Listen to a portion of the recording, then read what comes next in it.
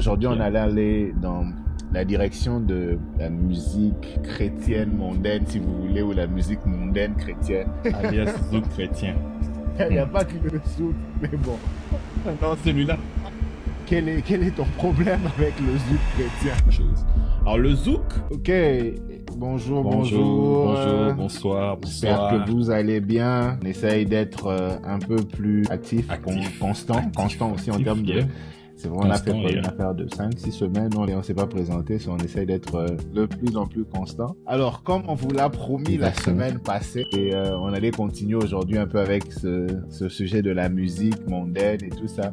Mais aujourd'hui, on allait aller dans la direction de la musique chrétienne mondaine, si vous voulez, ou la musique mondaine chrétienne.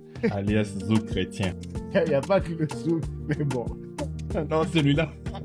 Bon, on va continue. On va aller puis on va essayer de comprendre pourquoi est-ce que Christian a un problème avec le zouk chrétien. Mais bon, alors, pour essayer de se lancer un peu, la musique, je sais pas si on l'a défini la semaine passée et tout, mais je sais pas si dans les autres religions, un peu comme le christianisme, s'il y a la musique de culte musulmane ou la musique de culte hindouiste et tout ça, je pense que c'est vraiment quelque chose qui est vraiment lié au christianisme et tout ça. Et pour moi, à chaque fois que l'on parle de musique, il y a cet aspect spirituel derrière. Et la musique, c'est pas ça l'adoration, mais c'est un élément important de l'adoration. Alors, si on part dans cette conversation que Jésus a avec cette femme samaritaine il lui dit, vous adorez ce que vous ne connaissez pas, nous adorons celui que nous connaissons, et voici les adorateurs que le Père recherche, ceux qui l'adoreront en esprit et en vérité. Alors, quand on part de ces éléments-là, et ensuite de pourquoi est-ce qu'on est en train de faire la musique, à la gloire de qui on est en train de faire la musique. Et c'est là qu'on commence à voir certains problèmes maintenant quand on regarde le type de musique qui sont out there et tout, genre qui sont sur le marché. Une musique qui était censée être chrétienne, mais elle ressemble fâcheusement à une autre musique que tu as déjà entendue du côté mondain. Alors ça se posait la question de savoir est-ce qu'on est en train d'essayer d'adorer le Seigneur? Est-ce qu'on est en train d'essayer de vendre pour un public qui est dans le besoin, ou c'est juste une carrière que l'on essaye de faire? À ça, il y a différents styles qui s'attachent un peu à notre musique chrétienne aujourd'hui, notamment le zouk avec lequel tu as un problème. Quel est ton problème avec le zouk chrétien? On a parlé d'inspiration, de messages et bien sûr d'un destinataire et tout, la personne vers qui la musique est destinée. Je pense que, en ce sens-là, et tu l'as dit, il y a des chansons dont le message focalisé sur l'adoration. Et je pense que quelque part, il y a je sais pas si c'est une confusion ou juste un reni peut-être. Je parlais ici d'être balancé au fait, dans un sens. Il y a un côté humain, il y a un côté ou spirituel des choses. Et quand je parle d'humain, ici, c'est dans le sens où certaines responsabilités humaines que j'ai. Je dois aimer ma femme comme Dieu a aimé l'Église, mais aussi parce que nous sommes humains. Je vais juste pas dire à ma femme, moi je te sanctifie na sambela raponao, et ça suffit. Je t'aime comme Jésus a aimé, je me suis sacrifié pour toi. Mais je dois aussi aimer ma femme de manière romantique, par exemple. Fleurs. Apporter à ta femme une fleur, ça c'est pas, je dirais pas c'est Ezamambalo là, parce que dans le ciel je ne donnerai pas à ma femme de fleurs. Ça c'est le royaume de Dieu, on sera esprit. Ça c'est le côté humain de ma femme. Ça lui fera plaisir de voir son mari lui apporter des bouquets de fleurs. Ça lui fera plaisir de voir son mari faire sortir en aidé. Ça, c'est les côtés humains des choses. Alors, le zouk, quand on zouk, c'est pour la... j'ai du mal. Sincèrement, je ne sais pas vous qui nous écoutez là. Qui pendant qu'il zouk avec sa femme? Parce que pour moi, tu dois zouker avec... Tu zoukes pas avec les enfants d'autrui. Je dois zouker avec ma femme. Quand je zouk avec ma femme, je pense pas à Dieu en ce moment-là. C'est à ma femme que je pense. Alors, et je crois que donner l'amour à ma femme en ce moment-là, comme je le fais, je lui donne l'amour, l'attention, Dieu trouve plaisir en cela. Moi, en étant responsable, par exemple, de ma femme, en pourvoyant aux besoins de ma famille, je pense que je fais la volonté de Dieu en travaillant dur et en pourvoyant et en protégeant ma famille. J'ai pas besoin, par exemple, de prier pour la protection de ma femme. Un homme qui est là à prier, Dieu protège ma femme et tout, mais qui ne pourvoit pas, qui, par exemple, n'est pas le leader que Dieu attend de lui, de diriger sa femme, de l'aimer comme Christ, mais tu pries beaucoup pour ta femme, mais ta femme ne grandit pas dans sa relation avec Dieu, tu n'es pas là pour être un protecteur. Tu vas me dire que Dieu trouve plaisir en toi, parce que ça me l'a rapport. C'est le côté humain des choses. Tu vois un peu, ça demande un certain équilibre. Quand je donne l'amour à ma femme, je suis convaincu que Dieu dit, ah, voilà, ça c'est un homme qui non seulement prie pour sa femme, mais aussi donne de l'amour à sa femme. Quand je zouk avec ma femme, en ce moment-là, je pense pas à Dieu. Je pense à ma femme. Le destinataire de ce moment-là, c'est ma femme. En ce moment-là. Ça ne veut pas dire que ma femme est plus importante que Dieu. Mais en ce moment-là, je fais mon devoir de mari, je donne de l'amour à ma femme. Alors, je pense que quelque part, il y a ce côté-là en tant que chrétien, je me dis, comme j'ai l'impression que le côté humain, on veut carrément le effacer. Et donc, ces gens, quand tu zouk, il faut pésaper. Et t'as une chanson là, zouk, sensuelle. Et tu me fais croire que t'es en train de penser à Dieu. Au moment d'adoration. Non. Et moi, c'est ce qui me dérange parce que la sensualité, c'est le corps. C'est l'humain. Tu vas pas me dire que tu es là avec ta femme. Et je vois ça de fois aujourd'hui, même dans les églises, surtout ici à l'étranger. On est en train de prêcher et tout. Bon, ça, je sais pas si je suis extrême, mais tu vas voir un moment de prédication touche à l'esprit. Mais là, maintenant, t'as un couple en train de public display of affection. Et t'es genre à l'église. Bon, peut-être c'est moi, je suis genre, qu'en ce moment ici, c'est Dieu. Je sais que t'aimes ta femme, mais en ce moment, c'est Honoré. Dieu. Tu vois ce que je veux dire? Et pour moi, c'est, exactement. Pour moi, c'est ce point-là où everything at its time, tu vois. Et ça va au point où, par exemple, on le dit, des adultes ici où il y a des gens qui disent qu'ils doivent écouter de musique d'adoration pendant qu'ils sont en train ils sont en intimité. Moi, j'aurais du mal à écouter Yesu, Yaka, Yaka, pendant que je suis en intimité avec ma femme. Donc, ça me rend pas moins spirituel. Mais encore une fois, je me dis que c'est important de savoir que le contexte des choses, le contexte du culte est différent voilà, je dirais d'un contexte humain. Il y a il y a des moments où on est focalisé sur Dieu et Dieu nous le dit.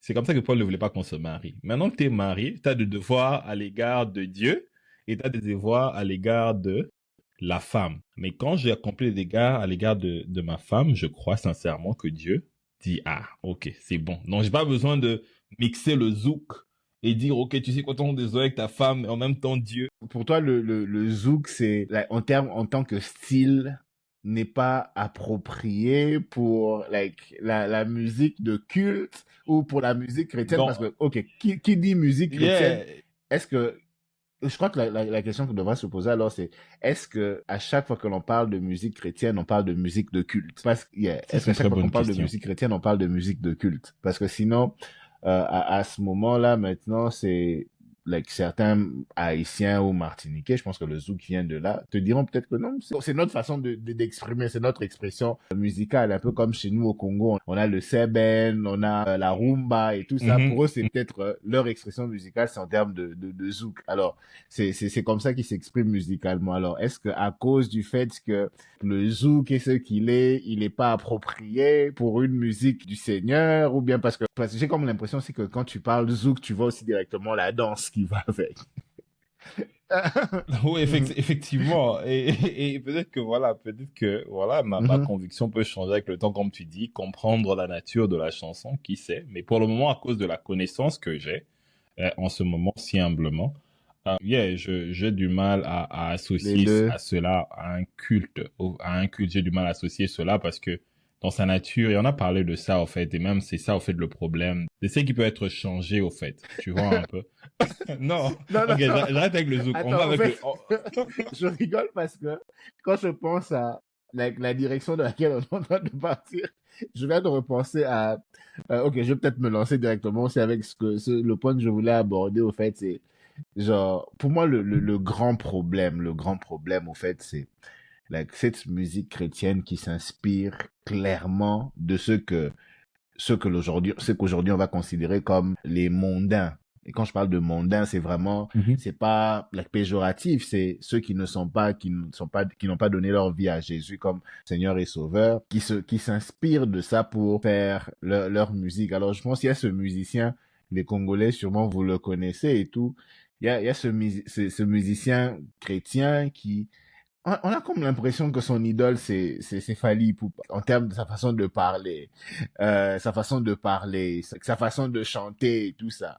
Et à chaque fois qu'on me posait la question par rapport à l'accès récent, on me dit non, bah, on a peut-être le même timbre de voix, je fais aucun effort de le copier et tout ça. Mais pour moi, là, c'était flagrant récemment et tout. Il y a une des chansons de Fally et tout, où, pour ne pas faire la publicité et tout, mais c'est là que je crois que le titre de la chanson sont des chiffres, au fait. Le musicien, il refait une chanson chrétienne avec le même rythme.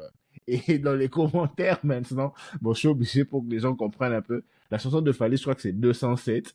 Et lui, il fait la chanson like, avec le même rythme, like, et il met juste des paroles chrétiennes. Et pour le taquiner, il y a des gens dans les commentaires maintenant qui disaient non, ça c'est 307 ou bien 407, tu vois un peu.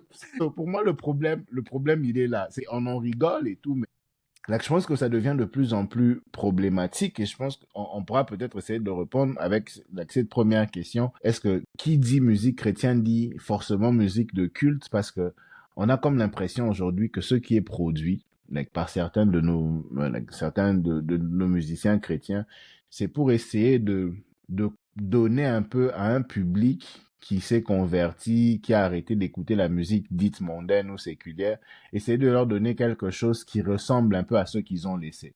Et moi, le grand problème que je trouve avec ça, c'est ce qui se passe dans cette histoire dans la Bible où les fils d'Aaron emmènent le feu étranger. Dieu, lorsqu'il est en train de décrire l'espace cultuel et tout ça, ou l'espace du culte en Israël, il est très like, méticulé dans les genres de choses qu'il faut faire, qu'il ne faut pas faire, le genre de choses qu'il faut Mhm. avoir, qu'il ne faut pas avoir.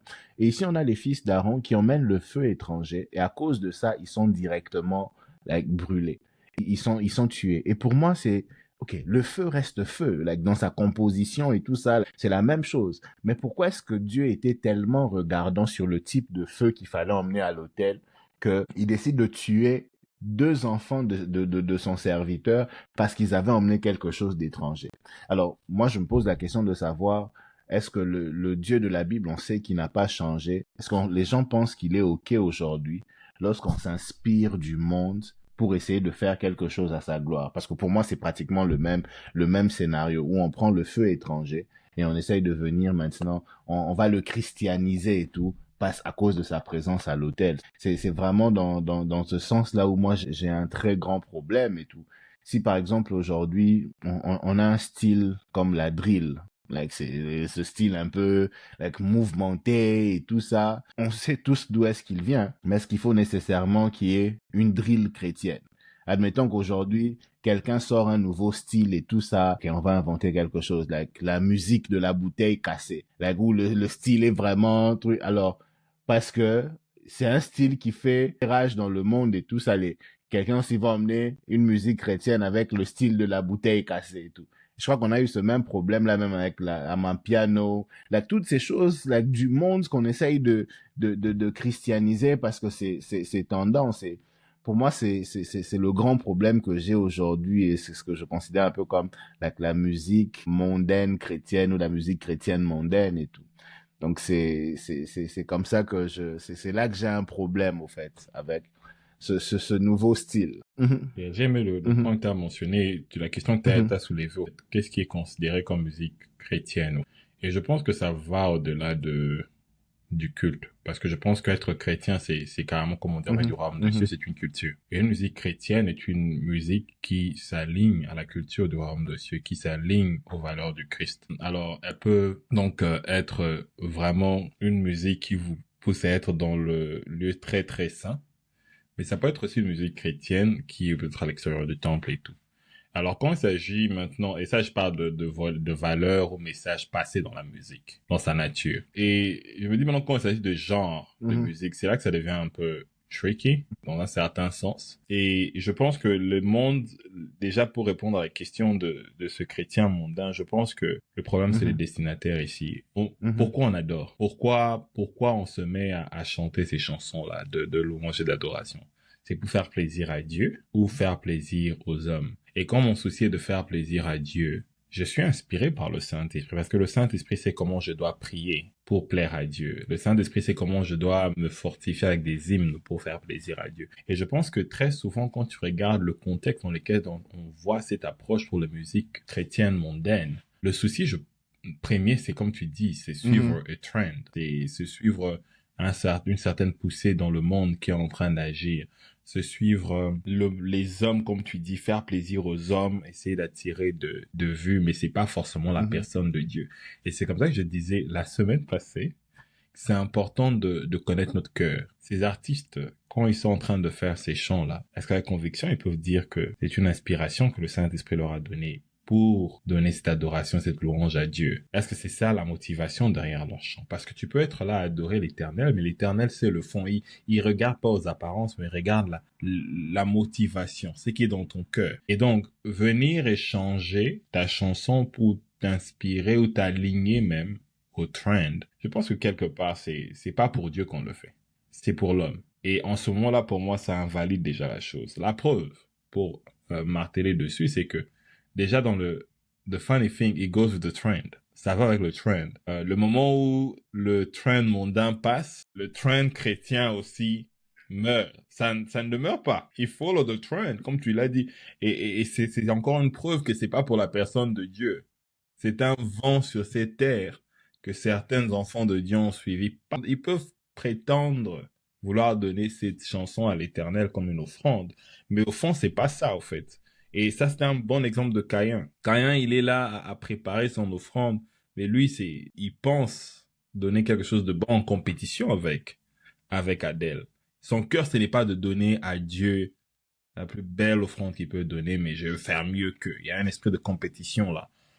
Et je pense que beaucoup de chrétiens, c'est ça. C'est genre, je veux faire mieux que je suivre. En fait, ton cœur, c'est essayer d'attirer le regard, comme tu dis, d'essayer de ne pas être vieux jeu, following the trend. Et je regardais récemment avec le buzz qu'on a avec ce gars ici, ceux qui ont Kendrick, je pense. Yeah, Kendrick. Et il y a un truc où les pasteurs ont commencé à faire Not Like As, de version chrétien. Ils sont pas comme nous. Et encore une fois. Et tu me dis que ton souci là, c'est Dieu? Non. Il y a le souci, c'est ta personne. Ton souci, c'est ta motivation de not fall behind, de ne pas rester derrière. On doit suivre le mouvement du moment. Et je pense que c'est là, en fait, la question qu'on doit se poser sincèrement par rapport à toutes ces chansons. Qu'est-ce qui nous motive derrière cela? Et c'est comme ça que pour moi, j'ai dit, il faut qu'on soit vrai et équilibré. Parce que quelque part, j'ai l'impression que on ne réalise pas qu'on a un aspect humain, qu'on essaie de tout faire et essayer de dire que notre motivation, c'est Dieu. Et je pense qu'on finit par associer certaines choses qui ne doivent pas s'associer. Et je pense que le souci, c'est cela et tout. Si par exemple, je viens ici essayer de motiver mon frère Dan et tout, je vais te motiver et bien sûr dans les valeurs de l'Éternel.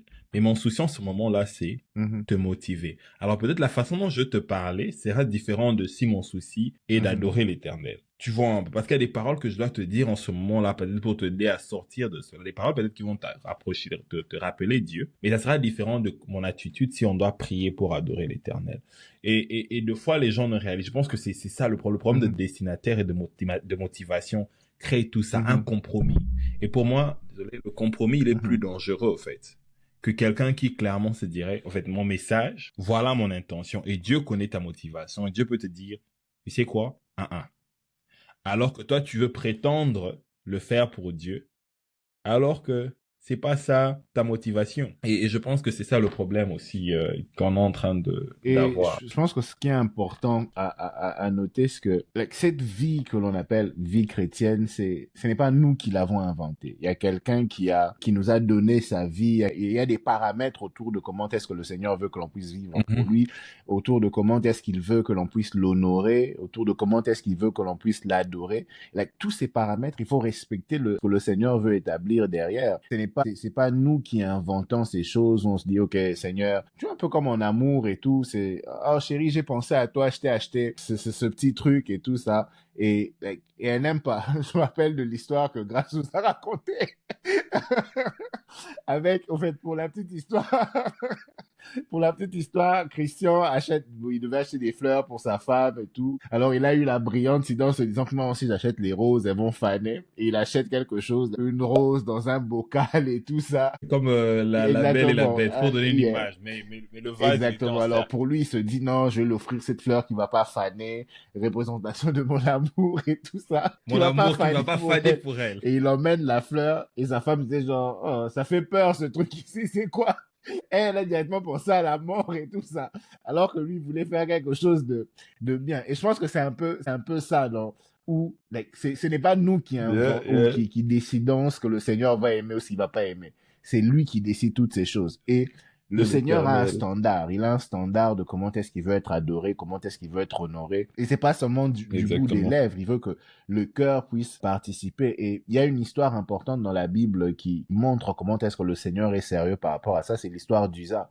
Je vais lire ça dans 1 Chronique 13, verset 5. La Bible dit, David rassembla tout Israël depuis le torrent d'Égypte jusqu'à Lebo Hamath pour faire venir le coffre de Dieu de Kiriath-Jearim. David avec tout Israël se rendit à Bala et à Kiriath-Jearim dans le territoire de Juda pour en ramener le coffre de Dieu, l'Éternel qui siège entre les chérubins, sur lequel le nom par l'excellence a été invoqué.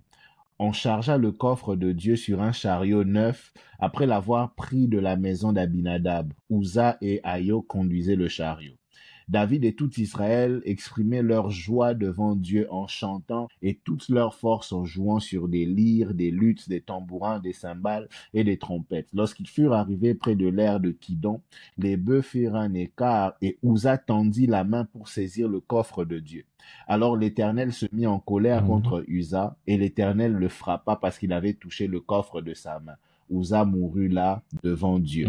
David s'irrita parce que l'Éternel avait ouvert une brèche en frappant Uza et il appela ce lieu Péretz Uza. Alors, c'est très intéressant ici parce que David décide de ramener l'arche et il y a toute une fête qui se fait autour de ça. La Bible décrit clairement ici, il y a des musiciens qui sont là. Il y a une ambiance de culte parce que l'arche est en train de retourner. On décide de poser l'arche sur un chariot tout neuf et tout. Et il y a des gens qui conduisent le chariot et c'est vraiment un culte. Et pendant qu'ils avancent, les bœufs font un faux mouvement et l'arche était sur le point de tomber. Uza, bien intentionné, décide de mettre sa main pour empêcher que l'arche ne tombe et l'Éternel a été irrité et il a frappé Uza.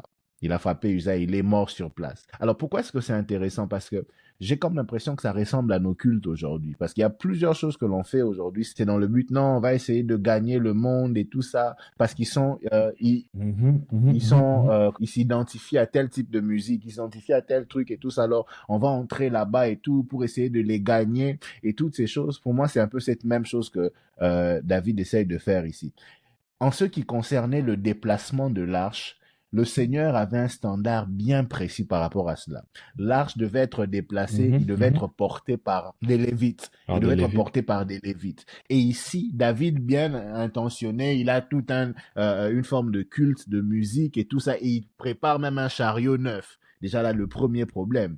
Ce n'est pas la qualité du chariot qui intéressait le Seigneur, c'était ses principes qui l'intéressaient. Il fallait être transporté par des Lévites. Alors, peu importe que le chariot était neuf ou vieux, c'était pas ça le problème. Alors, parce qu'il place déjà, il y a déjà le premier problème, il place sur un chariot qui est conduit par des bœufs et les bœufs font un faux mouvement, l'arche est sur le point de tomber et Uza, encore bien intentionné, essaye de retenir.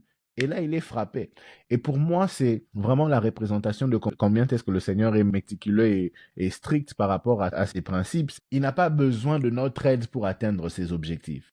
Moi, aujourd'hui, je suis vraiment chagriné quand on essaye de gagner la jeunesse au Seigneur, on essaye de gagner le monde au Seigneur en utilisant des systèmes du monde et tout parce que, oh non, il s'identifie à ça et tout. Moi, je me dis, OK, nous, quand on a été gagné au Seigneur, c'était pas avec le genre de choses que l'on aimait à l'époque. C'était avec la puissance du Saint-Esprit. Et c'est comme ça que nos cœurs étaient bouleversés par ça et étaient touchés par ça. Exactement. Alors je me dis que quand on essaye de gagner le monde, les chrétiens par des méthodes mondaines, on ne fera que produire des chrétiens mondains.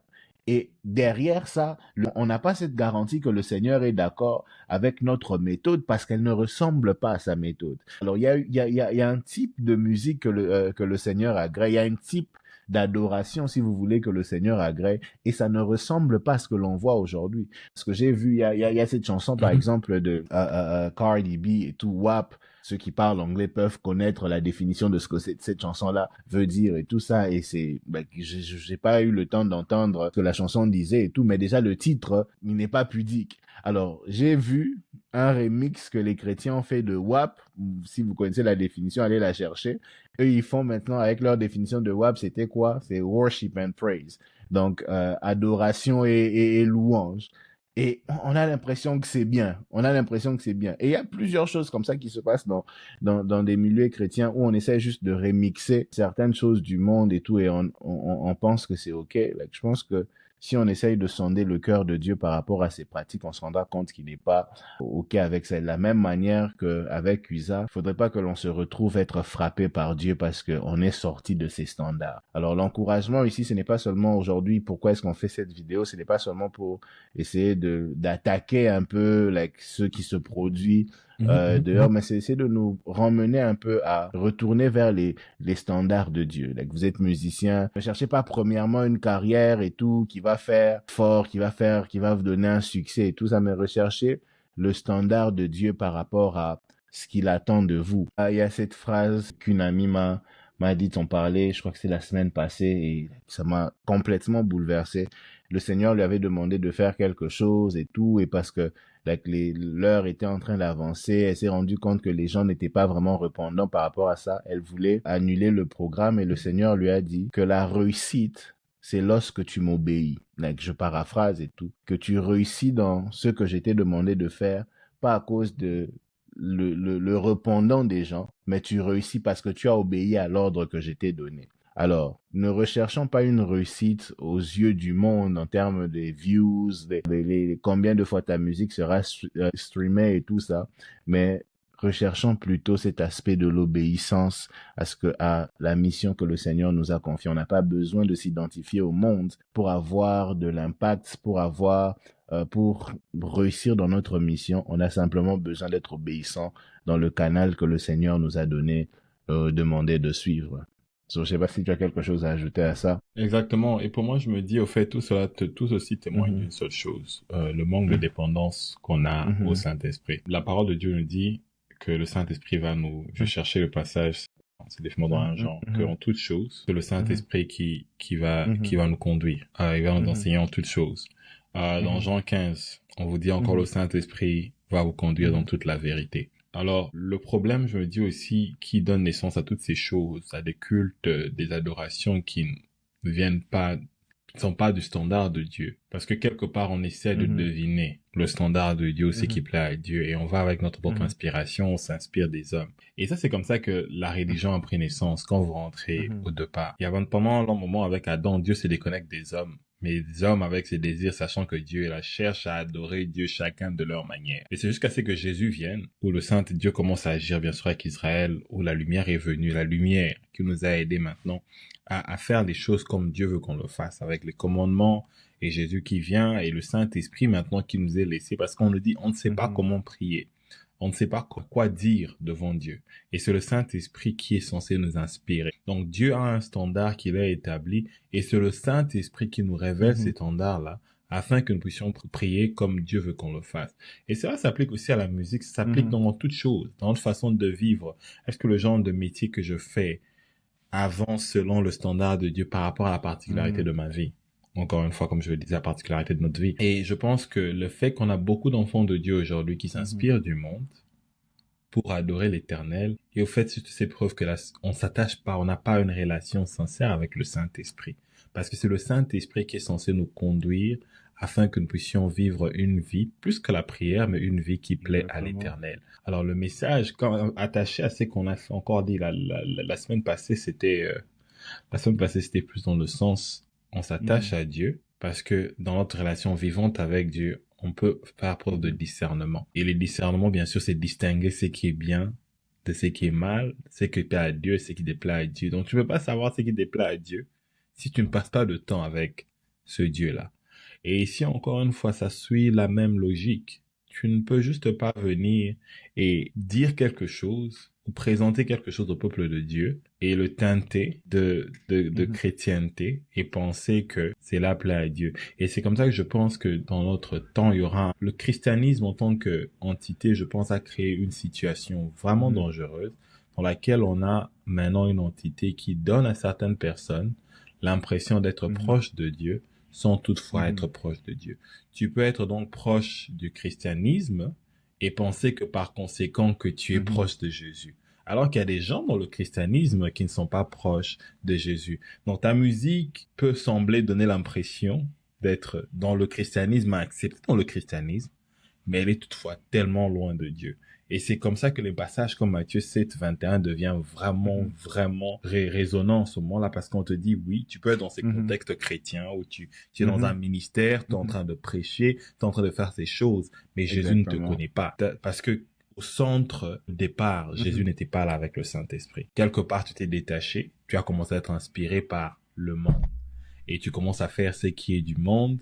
Tu penses que quelque part, tu peux convaincre et attirer des âmes sans la puissance du Saint-Esprit. Alors que dans la Bible, Jésus dit que tout ce qu'il faisait, il entendait du Père et le Saint-Esprit était plein en Jésus et Jésus devait partir pour que le Saint-Esprit nous soit donné. Quand il fait le miracle, Jésus dit quoi? Le miracle est qu'on l'attribue à Belzéboul. Jésus ne dit pas vous m'offensez. Il dit non, n'offensez pas le Saint-Esprit. Jésus a agi sur terre avec la puissance du Saint-Esprit.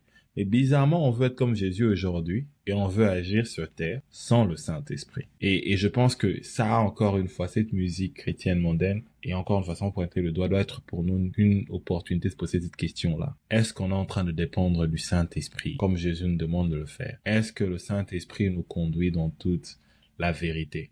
Parce que ça, c'est juste un autre signe que quelque part, on s'est détaché du Saint-Esprit.